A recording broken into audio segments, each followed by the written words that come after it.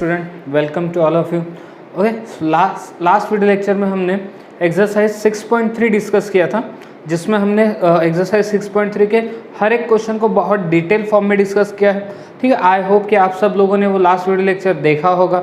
I hope कि आप सब लोगों ने टेक्स्ट बुक के जो न्यूमेरिकल्स है उसको ट्राई किए होंगे जो एक्सरसाइज से रिलेटेड है। ठीक है, और आई होप कि आप सब लोगों के डाउट्स बहुत अच्छे से क्लियर हुए होंगे।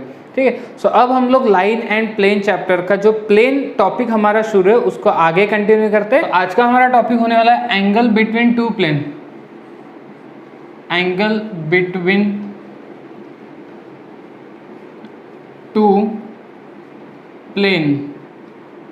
ठीक है, दो प्लेन के बीच में अगर हमें एंगल फाइंड आउट करना है तो उसका क्या फॉर्मूला होता है। ठीक है, तो जैसे मान लो एक प्लेन है, एक पहला प्लेन है P1। ठीक है, प्लेन का equation vector R dot vector N1 is equals to Q1। ठीक है ना, आपको इसको देखे जैसा लग रहा है, vector R dot vector N1 is equals to Q1। Q1 क्या है, कोई एनी रियल नंबर है। ठीक है ना, Q1 क्या है, एनी रियल नंबर है। और वेक्टर N1 क्या है, उस प्लेन का परपेंडिकुलर वेक्टर। ठीक है ना, वेक्टर N किसको परपेंडिकुलर, प्लेन 1 को परपेंडिकुलर। और मान लो एक सेकंड प्लेन है, सेकेंड प्लेन का equation vector R dot vector N2 is equals to Q2। ठीक है ना, vector R dot vector N2 is equals to Q2। यहाँ पे क्या है, Q2 कोई भी एक रियल नंबर है और वेक्टर N2 क्या है, प्लेन 2 का परपेंडिकुलर वेक्टर। प्लेन 2 का परपेंडिकुलर वेक्टर। अब ध्यान से सुनो, हमें क्या करना है, प्लेन 1 और प्लेन 2 के बीच का एंगल फाइंड आउट करना है। सो लेट थीटा, चलो थीटा मान लो, let theta be the angle, let theta be the angle between two plane.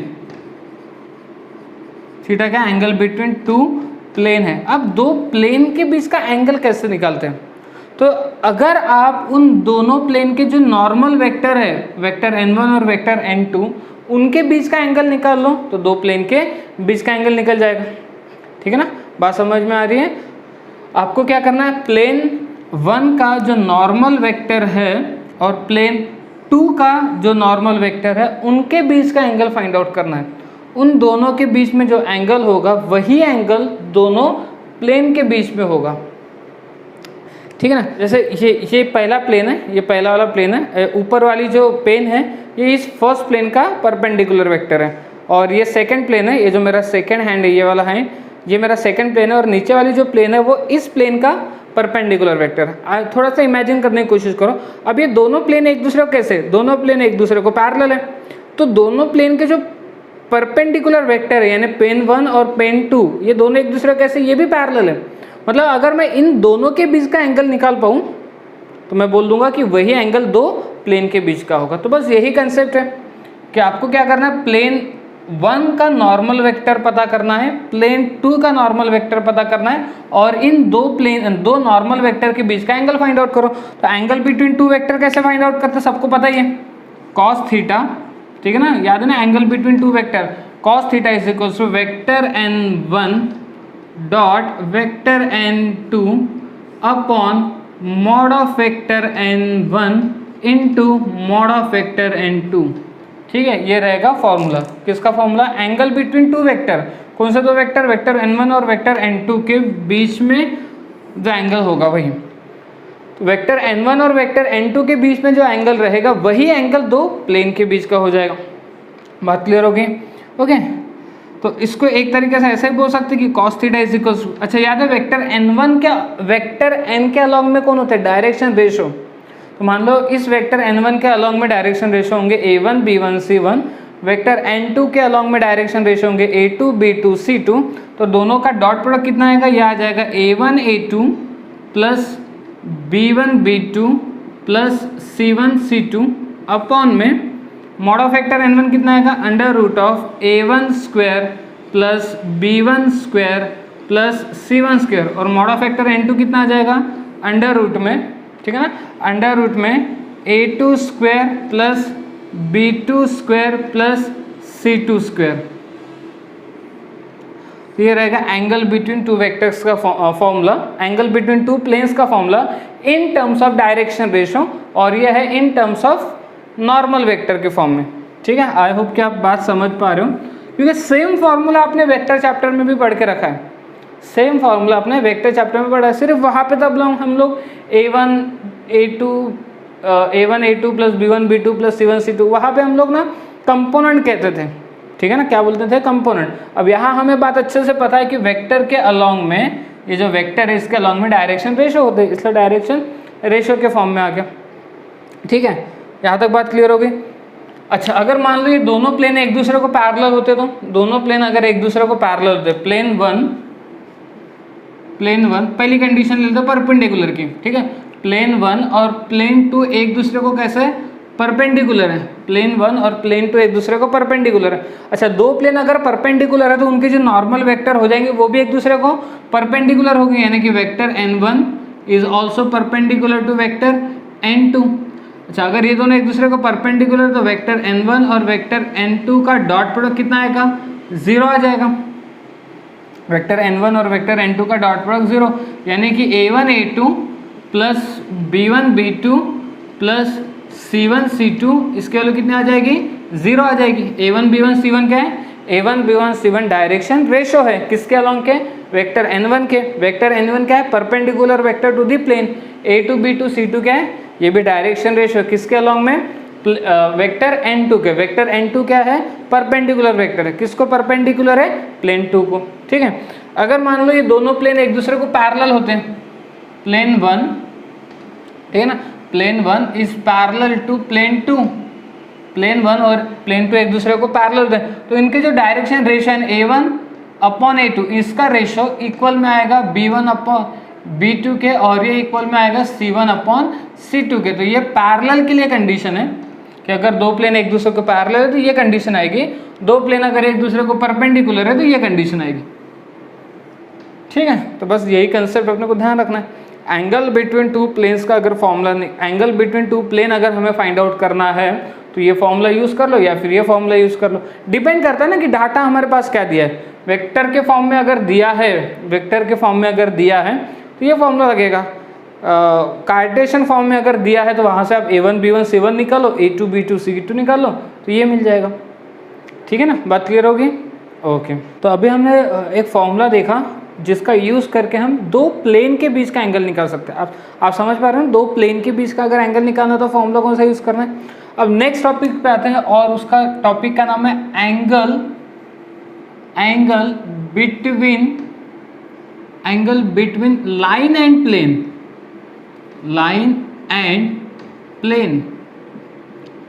ठीक है, अब हमें क्या करना है, लाइन और प्लेन के बीच का एंगल निकालना है, angle between line and plane. ठीक है, सो मान लो एक लाइन है। अब लाइन का इक्वेशन आपने लाइन चैप्टर में देखा है, लाइन का इक्वेशन क्या होता है, vector r is equals to vector a plus lambda vector b। ठीक है, याद आ रहा है, लाइन का इक्वेशन क्या होता है, vector r is equals to vector a plus lambda vector b। अच्छा, वेक्टर a क्या है, वेक्टर a ये लाइन होती थी ना, ये मान लो एक लाइन है, ये लाइन एक पॉइंट से पास हो रही है जिसको हम लोग a नाम दे देते हैं। a क्या होता था, उस लाइन का पोजीशन वेक्टर होता था, और वेक्टर b क्या होता था, वेक्टर b होता था उस लाइन का पैरेलल वेक्टर। वेक्टर b क्या होता था, उस लाइन का पैरेलल वेक्टर। और मान लो एक प्लेन है, ये प्लेन का इक्वेशन क्या होगा, vector r dot vector n is equals to q। ठीक है ना, vector r dot vector n is equals to q। ठीक है, अब मान लो कि एक प्लेन है, अब ये प्लेन मैं कैसे दिखा दूँ, मान लो कि ये एक आधी प्लेन है कोई, ये प्लेन है। अच्छा, वेक्टर n क्या होता था, वेक्टर n होता था इस प्लेन का परपेंडिकुलर वेक्टर। वेक्टर n क्या होता था, इस प्लेन का परपेंडिकुलर वेक्टर। अच्छा, हमारा टॉपिक क्या है, angle between line and plane. Line and plane के बीच में क्या एंगल होगा, so let theta be the angle between, theta be the angle between line and plane. Line और प्लेन के बीच में जो एंगल है उसको हमने किससे रिप्रेजेंट कर दिया, थीटा। अब लाइन और प्लेन के बीच का एंगल निकालना मतलब क्या, तो जब हम दो प्लेन के बीच का एंगल निकाल रहे थे तो हमने किसके बीच का एंगल निकाला था, उनके जो पैरेलल वेक्टर है, सॉरी उनके जो परपेंडिकुलर वेक्टर है, वेक्टर n1 और वेक्टर n2। ठीक है। अगर मुझे लाइन और प्लेन, जैसे ये प्लेन हो गया, लाइन और प्लेन के बीच का एंगल निकालना है तो मैं किसका यूज करूंगा, जो लाइन का पैरेलल वेक्टर है यानी कि वेक्टर बी, और प्लेन का जो परपेंडिकुलर है वेक्टर एन, उनके बीच में जो एंगल है ना वही एंगल हो जाएगा लाइन और प्लेन के बीच का। ठीक है, तो फॉर्मूला क्या बोलेगा, यहाँ पे देखो चेंज आएगा साइन थीटा, क्या आ जाएगा, चेंज आ जाएगा साइन थीटा। ठीक है, फॉर्मूला क्या बनेगा, vector B dot vector N upon mod of vector B mod of vector N, ये होता है formula angle between line and plane. ठीक है, तो बहुत ही सिंपल है। जब दो प्लेन के बीच का एंगल निकालना था तो प्लेन 1 का नॉर्मल वेक्टर यानी कि वेक्टर n1, प्लेन 2 का नॉर्मल वेक्टर यानी कि वेक्टर n2 के बीच में का एंगल है थीटा, तो हमने फॉर्मूला तैयार किया cos theta is equals to vector n1 dot vector n2 upon mod of vector n1 mod of vector n2। अब बात हो रही है कि प्लेन और लाइन के बीच का एंगल निकालना है, तो प्लेन का परपेंडिकुलर वेक्टर कौन है, वेक्टर n, और लाइन का पैरेलल वेक्टर कौन है, वेक्टर b। तो वेक्टर n और वेक्टर b के बीच का एंगल निकालना है, बट फर्क आ जाएगा, यहाँ पे साइन थीटा आएगा, पिछले इसमें कॉस थीटा था, यहाँ पे क्या आएगा, साइन थीटा आ जाएगा। So sine theta is equals to vector b dot vector n upon में mod of vector b mod of vector n। ठीक है, बात ये है कि वेक्टर b और वेक्टर n के बीच में एंगल रहेगा वेक्टर b और angle between vector b and vector n, vector b and vector n के बीच में एंगल आएगा π/2 माइनस थीटा। वेक्टर b और वेक्टर n के बीच में एंगल क्या आएगा, π/2 माइनस थीटा। इसीलिए पता है क्या, एक्चुअल जो फॉर्मूला वो होता है cos थीटा, एक्चुअल जो फॉर्मूला था वो होता है cos थीटा, बट थीटा की जगह क्या आएगा, π/2 माइनस थीटा आएगा, इसीलिए ये क्या बन जाता है, साइन थीटा। अब ये थोड़ा सा सोचना पड़ेगा आपको कि किस तरीके से वेक्टर b और वेक्टर n के बीच में एंगल π/2। अब ये चीज़ मैं एक्चुअली यहाँ पे ना दिखा नहीं पाऊंगा, ठीक है, तो आपके स्क्रीन पे एक इमेज फ्लैश हो रही है, आप उसमें क्लियरली देख सकते हो कि किस तरीके से लाइन और लाइन का जो पैरेलल वेक्टर है वेक्टर b और प्लेन का जो परपेंडिकुलर वेक्टर है वेक्टर n, इनके बीच में एंगल π/2 माइनस थीटा किस तरीके से होता है। ठीक है ना, बात क्लियर हो रही है। ओके, तो एंगल अपने को बस आपको क्या ध्यान रखना है कि एंगल बिटवीन टू प्लेन बोला तब फॉर्मूला क्या होगा, angle between line and plane बोला तब फॉर्मूला क्या होगा। तो फॉर्मूला क्या है, angle between line and plane sine theta is equals to vector B dot vector N upon में mod of vector B mod of vector N. ठीक है, अच्छा याद है आपको कि वेक्टर बी के अलॉन्ग में कौन लाई करते हैं, डायरेक्शन रेशो, वेक्टर बी के अलॉन्ग में डायरेक्शन रेशो, और वेक्टर एन के अलॉन्ग में भी डायरेक्शन रेशो ही हो जाएंगे। तो यही फॉर्मूला क्या बनेगा, साइन थीटा इज इक्वल्स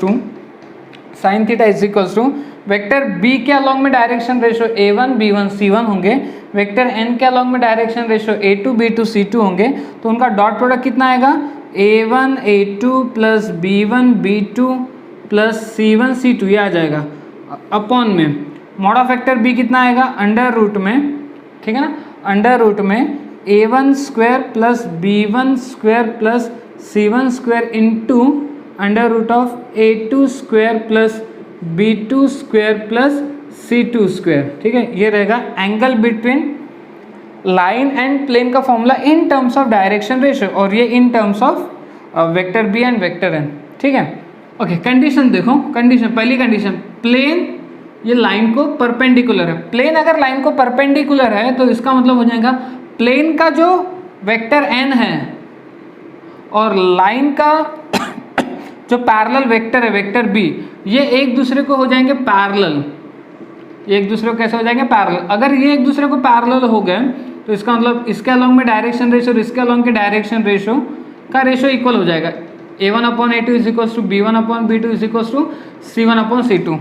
ठीक है, अच्छा ये चीज़ आप देख सकते हो कि किस तरीके से आप बता पा रहे हो कि वेक्टर n और वेक्टर b एक दूसरे को पैरेलल हो गए। ठीक है, मान लो एक प्लेन है और ये क्या है, ये मान लो वेक्टर n है, वेक्टर n कैसा होता है, प्लेन को परपेंडिकुलर होता है, ये वेक्टर n है, और ये लाइन है जो इस प्लेन को कैसे परपेंडिकुलर है, तो ये दोनों एक दूसरे को कैसे हो जाएंगे, ये दोनों ये जो वेक्टर n है और ये लाइन है एक दूसरे को कैसे हो जाएंगे, पैरेलल हो जाएंगे।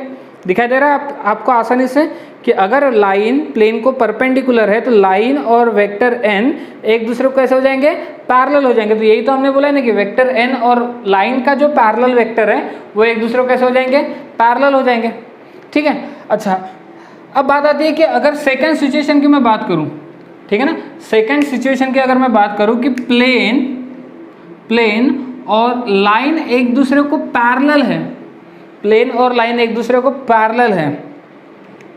अब जैसे मान लो ये प्लेन है, ठीक है ना, ये मान लो प्लेन है, ये मान लो लाइन है, ये एक दूसरे को कैसे, अच्छा जैसे मान लो ये प्लेन है, ये प्लेन का क्या है, परपेंडिकुलर वेक्टर है। ये मान लो लाइन है, ये लाइन इस प्लेन को कैसी है, पैरेलल है, लाइन इस प्लेन को कैसे पैरेलल, तो ये दोनों आपस में कैसे हो जाएंगे, परपेंडिकुलर हो जाएंगे। यानी कि वेक्टर n मतलब प्लेन का परपेंडिकुलर वेक्टर और लाइन का पैरेलल वेक्टर, ये एक दूसरे को कैसे हो जाएंगे, परपेंडिकुलर हो जाएंगे। तो अगर ये एक दूसरे को परपेंडिकुलर हो जाएंगे, इसका मतलब फिर a1 a2 plus b1 b2 plus c1 c2 की वैल्यू कितनी आ जाएगी, 0 आ जाएगी। मतलब यहाँ पे क्या होगा ना, कंप्लीटली कंडीशन रिवर्स हो गई। जो कंडीशन लाइन दो प्लेन के लिए ये थी, अब यहाँ पे क्या होगी ना, जो प्रीवियस हमने टॉपिक पढ़ा है एंगल बिटवीन टू प्लेन, तो यहाँ पे देखो ये दोनों आपस में क्या हो गए, रिवर्स हो गए। ठीक है ना, जब दो प्लेन की बात कर रहे थे तो ये कंडीशन पैरेलल के लिए थी और ये कंडीशन परपेंडिकुलर के। जब लाइन और प्लेन की बात करें तो ये कंडीशन परपेंडिकुलर के लिए होगी और ये कंडीशन पैरेलल के लिए होगी। बात समझ पा रहे हो? तो आपको क्या, आपको बस कंसेप्ट ध्यान रखना है कि अगर प्लेन और लाइन एक दूसरे को परपेंडिकुलर हो गए तो a1/a2 is equal to b1/b2 is equal to c1/c2 हो जाएगा। और प्लेन और लाइन अगर एक दूसरे को पैरेलल हो गए तो वेक्टर n और वेक्टर भी एक दूसरे को परपेंडिकुलर हो जाएंगे। तो a1 a2 plus b1 b2 plus c1 c2 की वैल्यू कितनी आ जाएगी, 0 आ जाएगी। ठीक है। सो आई होप कि आपको दोनों टॉपिक बहुत अच्छे से समझे होंगे। ठीक है ना, उनका फॉर्मूलेस कैसे ये ध्यान रखना वो आप देखो कि किस तरीके से ध्यान रख सकते हो। इतना ध्यान रखो कि जब दो प्लेन की बात आएगी तो वेक्टर n1 और वेक्टर n2 आएगा और cos थीटा आएगा। जब लाइन और प्लेन की बात आएगी तो वेक्टर b और वेक्टर n आएगा और sin थीटा आएगा। ठीक है ना, बात समझ में आ रही? तो इस तरीके से आप ध्यान रख सकते हो। ओके, टॉपिक की तरफ बढ़ते हैं। नेक्स्ट टॉपिक का नाम है कोप्लेनरिटी ऑफ टू लाइन्स। दो लाइन कोप्लेनर है या नहीं है, ठीक है ना, उसके लिए क्या कंडीशन है हमारे पास वो देखो। जैसे दो लाइन या दो वेक्टर एक दूसरे को कोलिनियर है या नहीं है, याद है, मान लो एक वेक्टर a है एंड वेक्टर b है। तो अगर मान लो वेक्टर a की value lambda equals to vector b आ गई तो हम लोग क्या कहते थे कि दो वेक्टर कैसे कोलिनियर है। ठीक है, तो टॉपिक क्या है, कोप्लेनरिटी ऑफ टू लाइन्स, कि दो लाइन कोप्लेनर है या नहीं। कोप्लेनर का मतलब एक ही प्लेन में लाई कर रहे हैं क्या नहीं। तो मान लो एक लाइन है, लाइन L1, ठीक है ना, लाइन L1 है कि vector R is equals to vector A1 plus lambda vector B1, ये फर्स्ट लाइन हो गई। ठीक है ना, और सेकेंड लाइन है vector R is equals to vector A2 plus lambda vector B2, ये सेकेंड लाइन हो गई। अब दो लाइन कोप्लेनर है या नहीं है उसकी कंडीशन देखो। Condition for coplanarity, condition for coplanarity of two lines, तो आपको क्या करना है, देखो वेक्टर A1 का डॉट प्रोडक्ट निकालना है B1 क्रॉस B2 के साथ, वेक्टर A1 का डॉट प्रोडक्ट निकालना है B1 क्रॉस B2 के साथ, और वेक्टर A2 का डॉट प्रोडक्ट निकालना है B1 क्रॉस B2 के साथ। यानी दो चीज़ें फाइंड आउट करने, पहले वेक्टर B1 और वेक्टर B2 का क्रॉस प्रोडक्ट निकालो और फिर डॉट प्रोडक्ट निकालो वेक्टर A1 के साथ। वेक्टर B1 और वेक्टर B2 का क्रॉस प्रोडक्ट निकालो, फिर वेक्टर A2 के साथ डॉट प्रोडक्ट। अगर इन दोनों की वैल्यू सेम आ गई, इन दोनों की वैल्यू अगर सेम आ गई, मतलब ये दोनों लाइन कैसे एक दूसरे को कोप्लेनर है, दोनों लाइन कैसे कोप्लेनर है। ठीक है। अच्छा, अगर कोप्लेनर है तो इसका मतलब वो एक ही प्लेन में लाई कर रहा है, तो फिर उस प्लेन का इक्वेशन क्या। सो इक्वेशन ऑफ प्लेन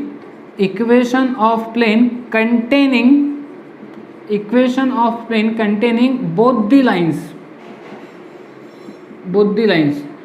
ठीक है। सो फॉर्मूला रहेगा vector R dot B1 cross B2, vector R dot B1 cross B2 is equal to vector A1 dot B1 cross B2। ठीक है, ये रहेगा उस प्लेन का इक्वेशन का फॉर्मूला। ठीक है, बात समझ में आई। तो टॉपिक क्या है हमारा, हमें दो लाइन दी जाएगी और हमें पूछा जाएगा कि क्या ये लाइन कोप्लेनर है या नहीं है। तो कोप्लेनर के लिए कंडीशन क्या है, वेक्टर a1 का dot product b1 cross b2 के साथ वेक्टर a2 का dot product b1 cross b2 के साथ इक्वल आने चाहिए। अगर ये दोनों इक्वल आ गए इसका मतलब दोनों लाइन कैसे कोप्लेनर है। कोप्लेनर है मतलब दोनों के दोनों एक ही प्लेन में लाई करते हैं। तो जिस प्लेन में लाई करते हैं उस प्लेन का equation of plane containing both the lines, तो उसका इक्वेशन क्या रहेगा, vector r dot b1 cross b2 is equals to vector a dot b1 cross b2। ठीक है, यहाँ तक बात क्लियर हो गई है। ओके, तो ठीक है, बस एक लास्ट टॉपिक डिस्कस करना है, वो एक लास्ट टॉपिक डिस्कस कर लेते हैं, फिर यहाँ पे आपका लाइन एंड प्लेन चैप्टर पूरी तरीके से कंप्लीट हो जाएगा और फिर आएंगे हम लोग एक्सरसाइज के क्वेश्चंस पे। ठीक है, और वो लास्ट टॉपिक है distance of a point from a plane.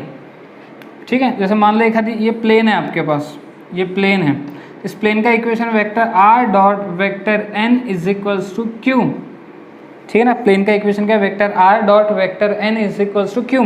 और मान लो यहाँ की तो भी खाली पॉइंट है, पॉइंट a है, क्या है, पॉइंट a। मान लो इस पॉइंट का पोजीशन वेक्टर है वेक्टर a।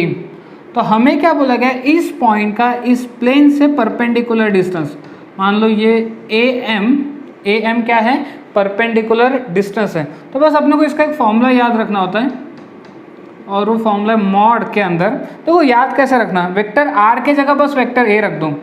वेक्टर इसको ऐसे भी लिख सकते हैं ना, vector r dot vector n minus q is equals to 0। तो कुछ नहीं करना, वेक्टर r के जगह वेक्टर a रख दो, यानी कि vector a dot vector n minus q और अपॉन में आ जाएगा mod of vector n, upon में आ जाएगा मॉड ऑफ वेक्टर n। तो बस ये फॉर्मूला अपने को याद रखना होता है। हालांकि इसका प्रूफ है बट प्रूफ काफ़ी लंबा चौड़ा है और उसकी कोई ज़रूरत नहीं है। तो क्या है फॉर्मूला, वेक्टर ए क्या है फॉर्मूला, परपेंडिकुलर डिस्टेंस का फॉर्मूला मॉड इसलिए क्योंकि अब डिस्टेंस है तो हमेशा पॉजिटिव आना चाहिए, vector a dot vector n minus q upon में मॉड ऑफ वेक्टर एन। ठीक है, अच्छा अगर मान लो ए ओरिजिन पॉइंट है, ए इज ओरिजिन, ए अगर क्या है, ओरिजिन है, तो ए अगर ओरिजिन है तो वेक्टर ए हो जाएगा आपका जीरो वेक्टर, वेक्टर ए क्या हो जाएगा, जीरो वेक्टर, तो ये पार्ट तो जीरो हो जाएगा। तो A M is equals to ये पार्ट जीरो हो जाएगा, तो क्या बचेगा अपने पास, Q upon mod of vector N, क्या बचेगा, Q upon mod of vector N. और आपको याद है हमने एक बार इसको डिस्कस भी किया है, q upon mod of vector n मैंने कहा था कि परपेंडिकुलर डिस्टेंस होता है, याद है हमने एक इक्वेशन में इसका यूज भी किया है। ठीक है ना, आई होप कि आप में से कुछ बच्चों को याद आया होगा कि ये जो है Q upon mod vector n हमने P से रिप्रेजेंट किया था। ठीक है ना, याद आ रहा है कुछ कुछ। तो अगर A क्या है, ओरिजिन पॉइंट है, A अगर ओरिजिन पॉइंट है तो परपेंडिकुलर डिस्टेंस निकालने का फॉर्मूला क्या हो जाएगा, Q upon mod of vector n। लेकिन अगर A ओरिजिन पॉइंट नहीं है, कोई और पॉइंट होगा, तो परपेंडिकुलर डिस्टेंस निकालने का फॉर्मूला क्या, कैसे याद रखोगे, मॉड ऑफ वेक्टर ए। याद कैसे रखना है, देखो ये प्लेन है ना, वेक्टर r के जगह vector a dot vector n minus q upon में मॉड ऑफ वेक्टर n। बात क्लियर होगी। तो आज हमने 4 टॉपिक डिस्कस कर लिए। ठीक है ना, चारों टॉपिक आई होप कि आपको समझ में आ गए और बहुत ही सिंपल है। पहला टॉपिक है एंगल बिटवीन टू प्लेन्स, दूसरा टॉपिक है angle between line and plane, तीसरा टॉपिक क्या है, कोप्लेनरिटी ऑफ टू लाइंस, और चौथा टॉपिक क्या है, distance of a point from a line. ठीक है, और चारों के चारों बहुत ही सिंपल टॉपिक है। ठीक है, तो आप इसका जो थ्योरी पार्ट मैंने आपको बताया उसको आप नोट डाउन कर लो। ठीक है ना, फॉर्मूले आपको सबसे इंपॉर्टेंट होते हैं, इसके फॉर्मूले याद होने चाहिए। ओके, तो चलो देखते हैं कि इससे रिलेटेड एक्सरसाइज के क्वेश्चंस कैसे सॉल्व करना है करके। ओके, चलो देखते हैं एक्सरसाइज 6.4 में किस टाइप के क्वेश्चंस अपने टेक्स्ट बुक में है। Exercise 6.4 question number 1, find the angle between two planes, दो प्लेन के बीच का एंगल निकालना है। तो ये तो बहुत ही आसान है, मेरे ख्याल से इसको देखने के बाद आप डायरेक्ट वेक्टर n1 तो बता ही सकते हो। ये क्या रहेगा, vector n1 i plus j plus 2k, और ये सेकेंड प्लेन है। और इसको देखने के बाद ये क्या रहेगा आपका vector n2 2i minus j plus k। ठीक है, एंगल बिटवीन टू प्लेन्स का फॉर्मूला क्या है, cos theta is equal to vector n1 dot vector n2 upon में मॉड ऑफ वेक्टर n1 और मॉड ऑफ वेक्टर n2। तो पहले vector n1 और वेक्टर n2 का डॉट प्रोडक्ट निकाल लेते हैं।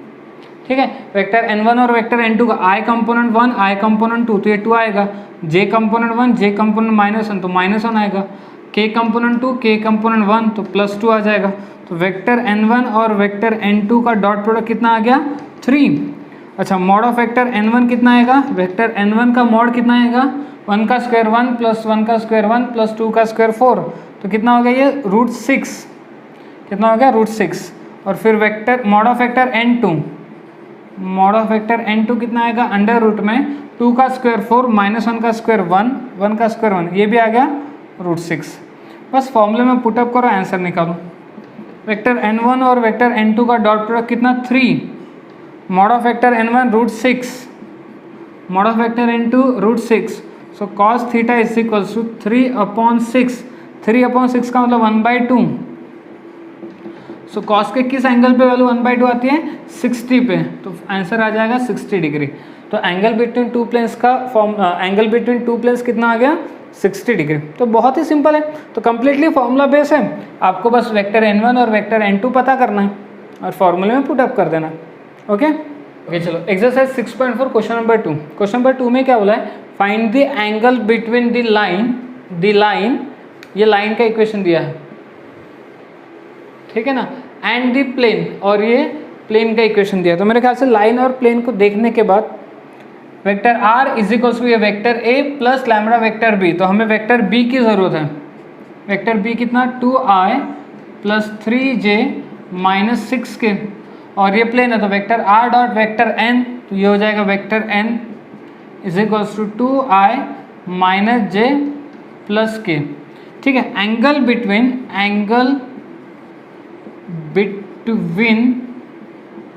Line and plane, angle between line and plane का क्या फॉर्मूला है, साइन थीटा आता है ठीक है ना, ध्यान रखना sine theta is equals to vector b dot vector n upon mod of vector b mod of vector n, ये होता है angle between line and plane. तो वेक्टर b और वेक्टर n का डॉट प्रोडक्ट निकाल लेते पहले। तो i कंपोनेंट 2 है, i कंपोनेंट 2 है, 2 × 2 हो जाएगा 4, j कंपोनेंट 3 है, j कंपोनेंट -1 है, 3 × -1 हो जाएगा -3, k कंपोनेंट -6, k कंपोनेंट 1 तो ये हो जाएगा -6। तो फाइनली अपने को कितना दे रहा है -5, कितना दे रहा है -5। फिर mod of vector b, vector b का मॉड कितना आएगा अंडर रूट में 2 का स्क्वायर 4, 3 का स्क्वायर 9 -6 का स्क्वायर 36, तो ये आ जाएगा 7। और मॉड ऑफ वेक्टर n कितना आएगा, वेक्टर n का मॉड कितना आएगा 2 का स्क्वायर 4 -1 का स्क्वायर 1 1 का स्क्वायर 1, तो ये कितना आ गया √6। बस फॉर्मूले में पुटअप कर दो सबको। So sine theta is equals to vector b और वेक्टर n का डॉट प्रोडक्ट कितना आ गया, अच्छा ये मॉड के अंदर होता है ना -5 अपॉन में मॉड ऑफ वेक्टर b कितना आ गया 7 और ये कितना आ गया √6। अच्छा मॉड इस नेगेटिव को क्या कर देगा पॉजिटिव, तो आपके पास साइन थीटा की वैल्यू कितनी आएगी 5/7 √6। ठीक है, तो थीटा निकाल के रख दो यहाँ से, थीटा कितना आ जाएगा, थीटा आ जाएगा साइन को इधर लेके आ गए तो साइन इनवर्स 5/7 √6, तो ये रहेगा हमारा फाइनल आंसर। हमें तो थीटा से मतलब है ना, अब वो एग्जैक्टली कोई नंबर ही आना चाहिए ऐसा ज़रूरी नहीं है। ओके, अब आते हैं क्वेश्चन नंबर 3 पे। क्वेश्चन नंबर 3 में क्या बोला, शो दैट दी लाइंस, आपको ये एक लाइन दी है और ये सेकेंड लाइन दी है, show that the lines are coplanar. अपने को ये शो करना है कि लाइंस क्या है कोप्लेनर है। Find the equation of plane, coplanar का मतलब एक ही प्लेन में लाई कर रहे हैं और जिस प्लेन में लाई कर रहे हैं उसका इक्वेशन। तो इसको कंपेयर करने के बाद आपको वेक्टर a1 पता चल जाएगा ना, क्योंकि हम लोग इसको कंपेयर कैसे करेंगे, vector r is equals to vector a1 plus lambda vector b1। तो वेक्टर a1 पता चल गया आपको 2j - 3k और वेक्टर b1 भी पता चल जाएगा, वेक्टर b1 कितना आएगा i + 2j + 3k, vector a1 vector b1। इसको vector r is equals to vector a2 plus mu vector b2 के साथ कंपेयर करते हैं। तो यहाँ से वेक्टर a2 पता चल गया आपको, वेक्टर a2 कितना 2i + 6j + 3k और वेक्टर b2 भी पता चल जाएगा। फिर वेक्टर b2 कितना 2i + 3j + 4k। ठीक है, अब हम लोग पहले वेक्टर b1 और वेक्टर b2 का क्रॉस प्रोडक्ट फाइंड आउट करते हैं। क्रॉस प्रोडक्ट कैसे निकालेंगे? i j k, vector b1 और वेक्टर b2 का cross product i j k, vector b1 के कंपोनेंट सो 1 2 3, वेक्टर b2 के कंपोनेंट 2 3 4, सो b1 cross b2, b1 cross b2 कितना आएगा? i लिया, फिर उससे रिलेटेड रोअर कॉलम को छोड़ दिया, 2 4 ज़ा 8, 3 3 ज़ा 9, 8 माइनस 9 कितना हो जाएगा? -1, फिर माइनस j लिए, फिर उससे रिलेटेड रोअर कॉलम को छोड़ दिया, 4 -6, 4 -6 -2 प्लस फिर k लिया, फिर इससे रिलेटेड रोअर कॉलम को छोड़ दिया, 3 -4, 3 -4 -1, तो vector b1 cross vector b2 is equals to -i plus 2j minus k। ठीक है, फिर वेक्टर a1 का डॉट प्रोडक्ट, वेक्टर a1 का डॉट प्रोडक्ट किसके साथ? b1 क्रॉस b2 के साथ। तो वेक्टर a1 का i कंपोनेंट है, यहाँ पे डायरेक्ट j है, i कंपोनेंट 0 है और यहाँ i कंपोनेंट -1 यानी 0 हो जाएगा। j कंपोनेंट 2 है और यहाँ j कंपोनेंट 2 है, तो 2 × 2 4 हो जाएगा, और k कंपोनेंट -3 है, k कंपोनेंट -1 है, तो ये +3 हो जाएगा। यानी कि vector a1 dot vector b1 cross b2 की वैल्यू कितनी आ गई? 7 आ गई। इसको इक्वेशन नंबर 1 देते हैं। फिर वेक्टर a2 का डॉट प्रोडक्ट निकालते हैं b1 क्रॉस b2 के साथ। वेक्टर a2 का डॉट प्रोडक्ट, वेक्टर a2 का i कंपोनेंट 2 है और इधर i कंपोनेंट -1 है, तो 2 × -1 -2, j कंपोनेंट 6 है, j कंपोनेंट 2 है, तो 6 × 2 12, k कंपोनेंट 3 है और k कंपोनेंट -1 है, तो ये हो जाएगा -3। तो ये कितना आ रहा है? वेक्टर a2 का dot product b1 cross b2 के साथ, हाँ कितना आ रहा है? ये भी 7 ही आ रहा है। इसको इक्वेशन नंबर 2 दे दें। तो 1 और 2 को देखने के बाद हमें ये बात पता चल गई कि a1 dot b1 cross b2 ये इक्वल में है a2 dot b1 cross b2 के। ठीक है, इसका मतलब 2 लाइंस आर कोप्लेनर। लाइंस कैसी रहेगी? कोप्लेनर। ठीक है, यहाँ तक बात समझ में आ गई। तो ये बात पक्का होगी कि दोनों लाइन कोप्लेनर है। अब उसका equation, so equation of plane, ठीक है ना, उस प्लेन का इक्वेशन। तो फॉर्मूला क्या है? Vector r dot b1 cross b2। Formula क्या है? Vector r dot b1 cross b2। b1 cross b2 कितना आया? -i plus 2j minus k is equals to vector a1 dot b1 cross b2। So vector a1 dot b1 cross b2 की value कितनी आ गई थी? 7। तो ये रहेगा उस प्लेन का इक्वेशन। ठीक है, तो देखो कंप्लीटली फॉर्मूला बेस्ड एक्सरसाइज है। आपको बस फॉर्मूला पता करना है कि 2 कोप्लेनर्स लाइन शो करने के लिए क्या कंडीशन है। तो a1 dot b1 cross b2 find out करो, a2 dot b1 cross b2 find out करो। दोनों इक्वल आनी चाहिए, मतलब लाइन कैसी है? कोप्लेनर है। कोप्लेनर है तो फिर जिस प्लेन में लाई करते हैं उसका इक्वेशन। तो उसका इक्वेशन क्या है? Vector r dot b1 cross b2। तो वेक्टर r डॉट ये b1 क्रॉस b2 है, देखो, is equals to vector a1 dot b1 cross b2 which is 7। तो 7 ये रहेगा अपना उस प्लेन का इक्वेशन जहाँ पे दोनों लाइन लाई कर रही है। समझ में आ रहा है? ओके ओके, चलो क्वेश्चन नंबर 4 पे आते हैं। क्वेश्चन नंबर 4 में क्या बोला है? Find the distance of a point whose position vector 4i minus 3j plus k from the plane vector r dot 2i plus 3j minus 6k is equals to 21। तो आपको याद है कि हमने क्या कहा था? ये एक प्लेन है, ये एक प्लेन, इस प्लेन का equation vector r dot vector n is equals to q है और यहाँ पे एक पॉइंट है, पॉइंट a, इसका पोजीशन वेक्टर हमने लिया था वेक्टर a, और ये am क्या है? Perpendicular distance. तो am निकालने का फॉर्मूला अगर आपको याद होगा तो मैंने कहा था वेक्टर r के जगह वेक्टर a रखना है, vector a dot vector n minus q upon में मोड ऑफ वेक्टर n, बस ये फॉर्मूला है। तो ये क्या? ये पॉइंट है, मतलब आपको वेक्टर a तो पता चल गया। वेक्टर a कितना?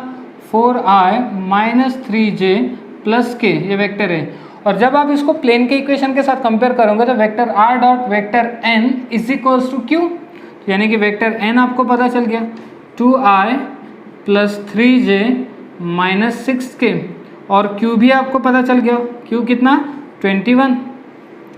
तो हमें किन किन चीज़ों की ज़रूरत है, वेक्टर ए और वेक्टर एन का डॉट प्रोडक्ट निकालते हैं, वेक्टर ए और वेक्टर एन का डॉट प्रोडक्ट। वेक्टर ए और वेक्टर एन का डॉट प्रोडक्ट, आई कंपोनेंट 4 आई कंपोनेंट 2 यानी ये हो जाएगा 8, जे कंपोनेंट -3 जे कंपोनेंट 3 ये हो जाएगा -9, के कंपोनेंट 1 के कंपोनेंट -6 तो हो जाएगा -6। तो vector a dot vector n is equals to 8 -15 तो ये कितना हो जाएगा -7। तो वेक्टर ए और वेक्टर एन का डॉट। अच्छा मॉड ऑफ वेक्टर एन भी निकाल लेते हैं, मॉड ऑफ वेक्टर एन की भी ज़रूरत करेगी। 2 का स्क्वायर 4, 3 का स्क्वायर 9 और -6 का स्क्वायर 36।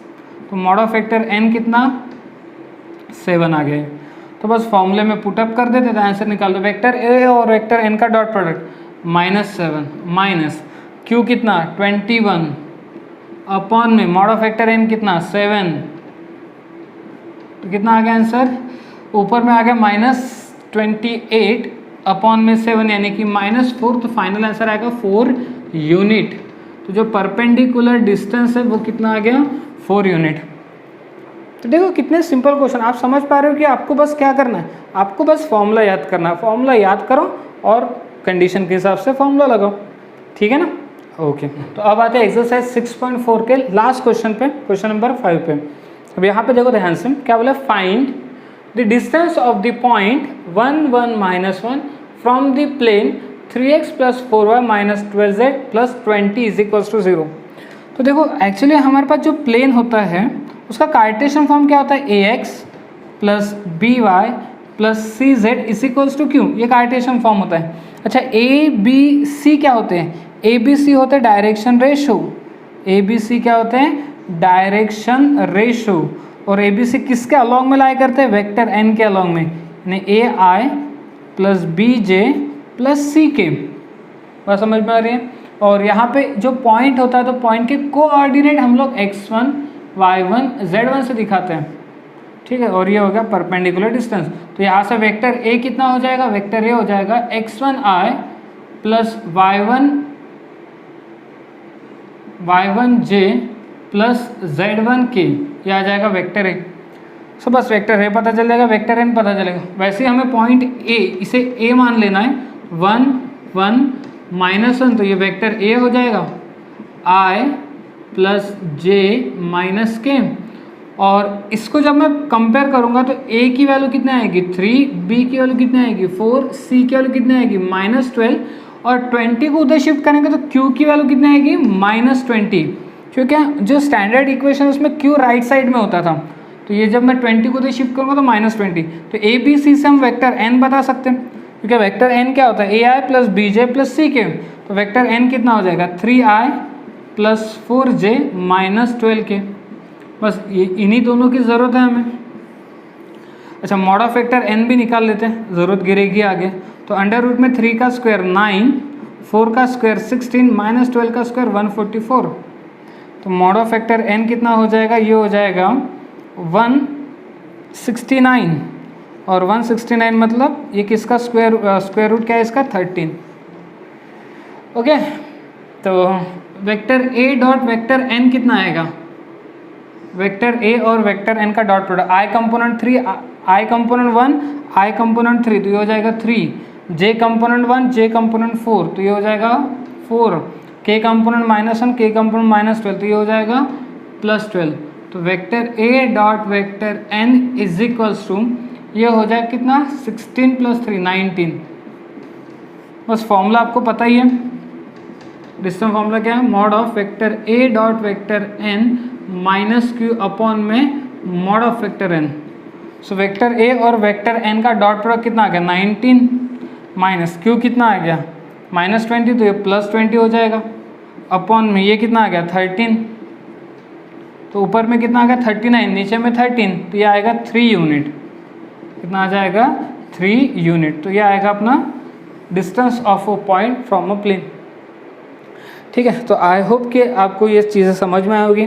आपको सिर्फ आज क्या करना है, आज जो हमने 4 टॉपिक डिस्कस किए हैं उनसे रिलेटेड फॉर्मूलेज आप लिख के रखो और ये एक्सरसाइज को क्वेश्चन सॉल्व करो, ठीक है।